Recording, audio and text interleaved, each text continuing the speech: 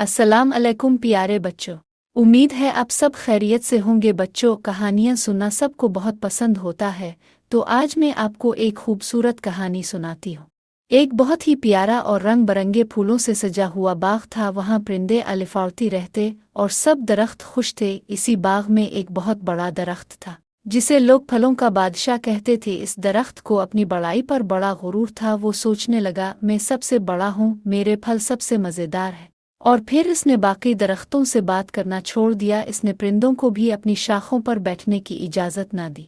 आहिस्ता आहिस्ता सब दरख्त और परिंदे इससे दूर हो गए। वो अकेला हो गया और उसके फल भी खराब होने लगे। ये देखकर दरख्त को समझ आ गया कि अल्लाह ताला ने हर चीज़ को एक ख़ास मकसद के लिए बनाया है।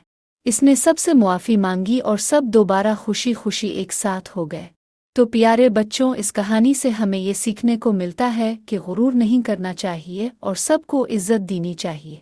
अगर आपको वीडियो अच्छी लगी हो तो लाइक कर दे और चैनल को सब्सक्राइब करने ना भूले। शुक्रिया।